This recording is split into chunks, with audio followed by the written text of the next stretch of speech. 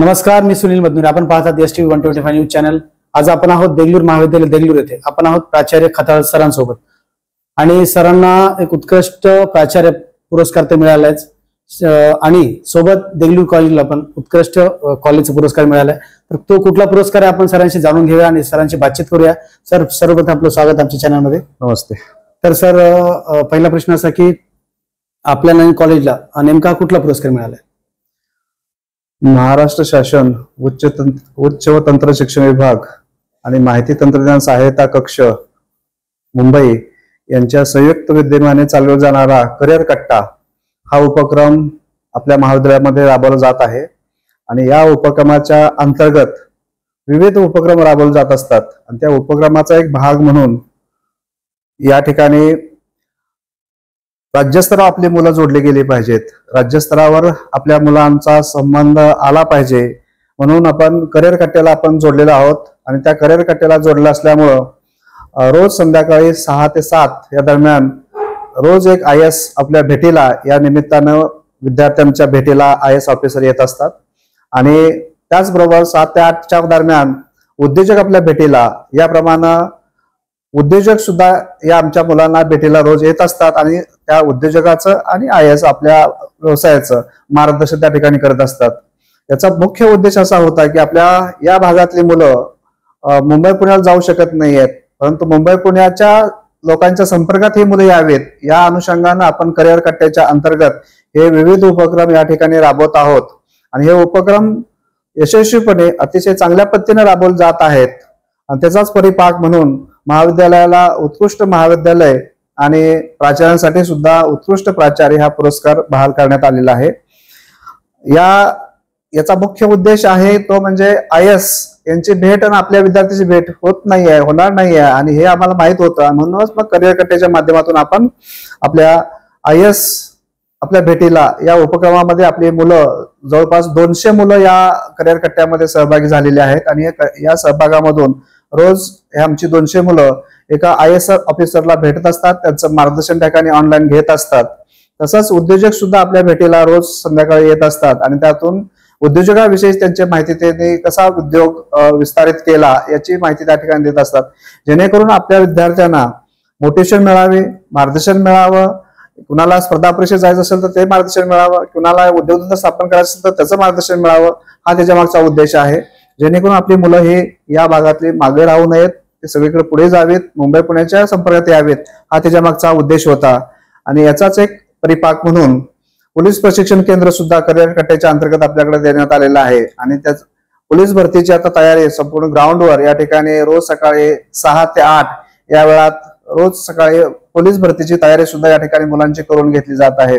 म्हणजेच मुलांना रोजगार मिळावा, प्लेसमेंट व्हावं, या उद्देशानं आपण ह्या करिअर कट्ट्याचे उपक्रम या ठिकाणी राबवत आहोत. त्यातलाच एक आर्थिक साक्षरता, याच्या सुद्धा 2 कार्यशाळा झालेल्या आहेत. कारण आपल्या मुलांना आर्थिक साक्षरता किंवा आर्थिक साक्षरतेचं नियोजन करणं हे सुद्धा आपल्या मुलांना कधी कधी लक्षात येत नाहीये. ते पण मुलांना शक्य व्हावं या उद्देशातून करिअर कट्ट्याच्या अंतर्गतच आपण नॅशनल लेवलच्या अधिकाऱ्यांच्या या ठिकाणी मार्गदर्शन उपलब्ध करून देण्यात आलं होतं की आर्थिक साक्षरता किंवा आर्थिक साक्षरतेच्या अंतर्गत आपण नियोजन कसं करावं याचंही मार्गदर्शन मुलांना या ठिकाणी करण्यात आलेलं होतं. तसंच टीचिंग आणि नॉन टीचिंग साठी सुद्धा आर्थिक साक्षरतेवरती कार्यशाळा घेण्यात आलेले होते. असे विविध उपक्रम आम्ही मुलांसाठी करिअर कट्ट्याच्या अंतर्गत राबवत आहोत. आणि जे काही फलश्रुती आहे ते या पुरस्काराच्या निमित्तानं झालेले आपल्याला पाहायला मिळते. तर सर, आपल्याकडं लायब्ररी जी आहे मला वाटतं अर्ली मॉर्निंग 6 पासून सुरू होते, रात्री 11 पर्यंत चालू होते, म्हणजे चालू असते. तर याचा लाभ फक्त देगलूर कॉलेजच्या विद्यार्थ्यांसाठी आहे का होल देगलूर शहराच्या? कॉलेजच्या मुलांसाठीच आहे. जो अवांतर जो भाग आहे तो कॉलेजच्या मुलांसाठीच असतो. तशी गावातल्या लोकांची कुणाची काही तशी मागणी आपल्याकडे आलेली नाही आहे, पण कॉलेजच्या मुलांसाठी मात्र ही सुविधा उपलब्ध करून देण्यात आलेली आहे. त्या ठिकाणी जो इन्फ्रा आहे, मुलींसाठी स्वतंत्र त्या कक्ष करण्यात आले, अभ्यास करण्यात आलेला आहे, मुलांसाठी स्वतंत्र अभ्यासिका करण्यात आलेले आहे. आणि त्या ठिकाणी CCTV उपलब्ध करून देण्यात आले, जेणेकरून त्या ठिकाणी कुठलीही गडबड होऊ नये या उद्देशानं नियंत्रित शिस्तबद्ध मुलांनी अभ्यास करावा या उद्देशानं ग्रंथालयात अभ्यासिकेची चांगली सुविधा करून देण्यात आलेली आहे. आणि जो आपला उपक्रम खूप एक चांगला आहे की ह्या माध्यमातून मुलांना उद्योजक होता येईल, IAS अधिकाऱ्यांची आपल्या भेटी होतील इथं. तर निश्चित त्या भेटी मागे आपला कॉलेजचा काय उद्देश आहे की विद्यार्थी IAS झाले पाहिजेत. आपले विद्यार्थी IAS झाले पाहिजेत. IAS साठी आवश्यक असणाऱ्या सुविधा त्याला इथं मिळत नाही आहेत. मग त्या सुविधा जर मुंबई पुण्याला असतात, आपल्या विद्यार्थ्यांची आर्थिक स्थिती तेवढी चांगली नसते की जे मुंबई पुण्याला सगळेच विद्यार्थी जाऊन राहू शकतील. म्हणून त्यांना मोटिवेशन मिळावं, प्रेरणा मिळावी, या उद्देशातून आपण करिअर कट्टेच्या मार्फत त्या IAS ऑफिसरला रोज संध्याकाळी भेटू शकतो, त्यांच्याशी डायलॉग करू शकतो, असा त्याचा उद्देश आहे. जेणेकरून आपले विद्यार्थी कुठेच मागे राहू नयेत. उद्योगधंदा स्थापन करायचा असेल तर उद्योगधंद्याची सुद्धा त्याला माहिती मिळाली पाहिजे. त्याचबरोबर त्याला IAS व्हायचं असेल किंवा स्पर्धा परीक्षेत जायचं असेल तर त्याची सुद्धा माहिती त्या विद्यार्थ्याला मिळाली पाहिजे, हा त्याच्या मागचा उद्देश होता. तर सर, आजपर्यंत किती IAS आणि IAS यांनी सोबत जे उद्योजक आहेत त्यांनी या ठिकाणी व्हिजिट दिले, भेटी दिलेल्या? दरवर्षी आपण इथं 11वी पासूनच स्पर्धा परीक्षा केंद्र चालवतो. 11वी 12वीच्या विद्यार्थ्यांना सुद्धा स्पर्धा परीक्षा केंद्र आपण चालवतो. त्याबरोबरच डिग्रीच्या विद्यार्थ्यांसाठी सुद्धा स्पर्धा परीक्षा केंद्र चालवतो. आणि या ठिकाणी देगलूर शहरामध्ये जे IAS ऑफिसर येतात त्या सगळ्यांना या ठिकाणी निमंत्रित केलं जातं आणि त्यांचं व्याख्यान या ठिकाणी आयोजित केलं जात असतं. म्हणजे फिजिकली सुद्धा मुलांना प्रत्यक्ष IAS ऑफिसर असतील, जिथे MPSC कडून नियुक्त झालेले अधिकारी असतील, या सगळ्यांची या ठिकाणी सुविधा आपण उपलब्ध करून देत असतो. या शहरामध्ये जे काही अधिकारी येतात त्या सगळ्यांना वर्षभरामध्ये आपण आपल्या विद्यार्थ्यांसमोर आणतो आणि त्यांना या संधीचा फायदा त्याकडून करून देत असतो. तर सर, आफ्टर कॉलेज प्लेसमेंट हा एक खूप महत्वाचा विषय आहे. तो आपण कशा पद्धतीने हाताळता आणि मुलांना प्लेसमेंट मिळण्यासाठी नेमकं काय आपलं धोरण आहे? प्लेसमेंट आपल्याकडे एक प्लेसमेंट सेल आहे आपल्या महाविद्यालयामध्ये. आपल्या महाविद्यालयात प्लेसमेंट सेल असल्यामुळं प्लेसमेंटच्या माध्यमातून अनेक विद्यार्थ्यांना या ठिकाणी आजपर्यंत रोजगार उपलब्ध झालेला आहे. तो जो प्लेसमेंट सेल आहे तो विविध बँका त्यांच्याशी संपर्क करतात. जो आपले चेकपोस्ट आहेत तिथले अधिकारी संपर्क करत असतात आणि मग त्या ठिकाणी तारीख निश्चित करून IAS म्हणजे axis bank, ICICI bank, HDFC bank, त्यानंतर चेकपोस्ट अशा आतापर्यंतच्या बँका आपल्याकडे येऊन गेलेल्या आहेत. त्यांनी प्लेसमेंट सेल या ठिकाणी अंतर्गत या ठिकाणी मुलांच्या मुलाखती घेतलेल्या आहेत. त्यामध्ये अनेक मुलांची निवड झालेली आहे आणि त्यात विद्यार्थी आपला रोजगार त्या ठिकाणी मिळवत आहेत किंवा रोजगारात त्या ठिकाणी सहभागी झालेले आहेत. तर व्यावसायिक शिक्षणामध्ये आपल्याकडे सर कोणते कोणते डिग्री कोर्सेस आहेत आपल्याकडे? व्यावसायिक शिक्षणामध्ये आता आपल्याकडे जस्ट DTLA कोर्स सुरू झालेला आहे. बाकी हे आमच्याकडे जे शिक्षण होतं ते पारंपरिक शिक्षण आहे. BA, BCom, BSc आहे. त्याचबरोबर 12 विषयामध्ये PG कोर्सेस चालतात. परंतु या ठिकाणी व्यवसाय कोर्स असावा म्हणून आम्ही गेल्या वर्षी 2 वर्षापूर्वी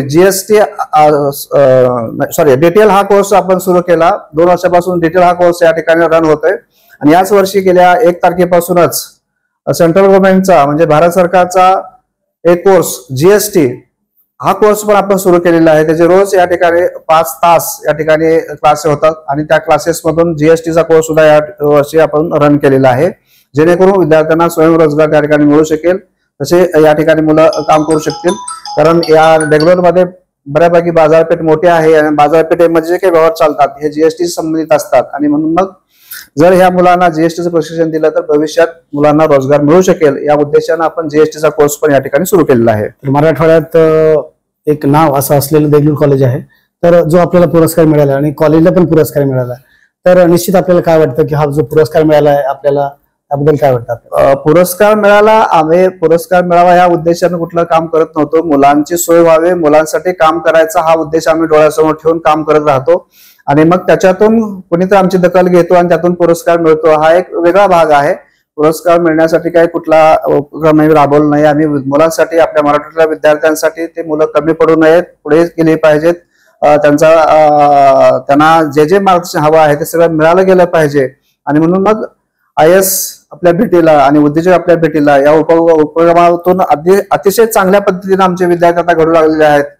आणि करिअर कट्ट्याच्या अंतर्गत करिअर संसद अशी पण संसद या ठिकाणी स्थापन झालेली आहे आणि त्या अंतर्गत बारामतीला सुद्धा विद्यार्थी आमचे जाऊन आलेले आहेत. करिअर संस्थेचं उद्घाटन ज्यावेळी होतं राज्याचं त्यावेळी 750 विद्यार्थी या ठिकाणी जमा झाले होते. त्यावेळी आता आपले 6 विद्यार्थी त्यामध्ये सहभागी झाले होते आणि हे खूप आनंदाची गोष्ट आहे. कालही साहित्य संमेलनात आमचे विद्यार्थी, प्राध्यापक सहभागी झाले होते.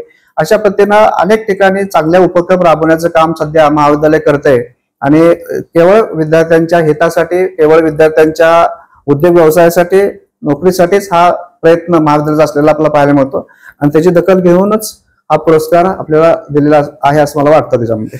तर सर शेवटचा प्रश्न की आपण देगलूर तालुका शहरच्या विद्यार्थ्यांना नेमकं काय मार्गदर्शन कराल?